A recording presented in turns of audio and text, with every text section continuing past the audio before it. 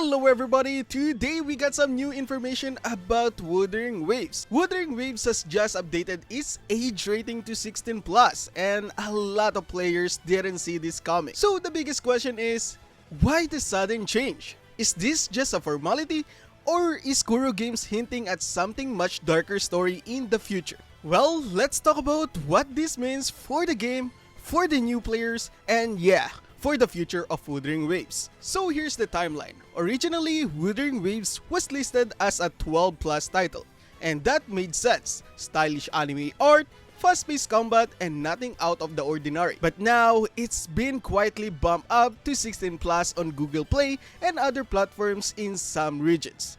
That's not a small change. That's a straight up shift in what kind of experience the game is promising to the players. So what exactly makes Wuthering Waves a 16 plus game? Some people debate that it has some kind of gore-like effects in the combat. Some say it's because of Cantarella itself. But the fact that Kuro Games actually changed its rating to 16 plus, this means that they have some freedom to do more stuff in the stories. This change might signal something bigger, like the devs leaning into a mature storytelling, not just violence but true complex emotional arcs and morally great choices. In fact, during the closed beta 1, players reported surprisingly heavy story beats, loss, trauma, isolation, it's all there. Think about it. If the game story starts exploring the cost of survival, loss of identity, maybe even psychological breakdowns, it makes sense. They want a slightly older audience for Wuthering Waves. Fun fact, Wuthering Waves has always been rated 16 plus in China. That version of game already accounted for some of the darker content.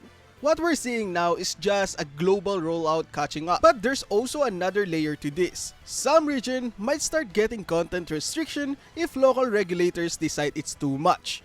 And that has people worried. The community is kind of divided right now. Some are like, yeah, gacha games are supposed to be 18 plus default, and kids should not play gacha games.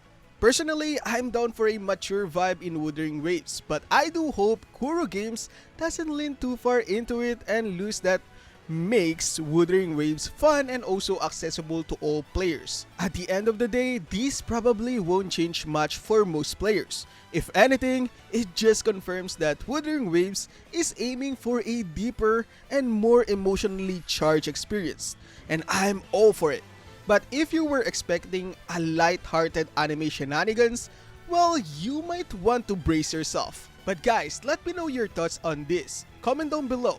Alright, that's it for now, and what do you think about the age rating change? Is it a good sign? Overkill?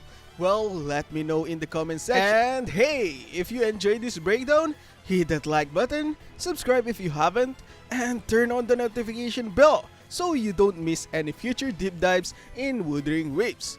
More Wuthering Waves content coming soon, and character analysis, guides, lore breakdowns, and many more. I'm Quirk, and I'll catch you in the next one. Peace out.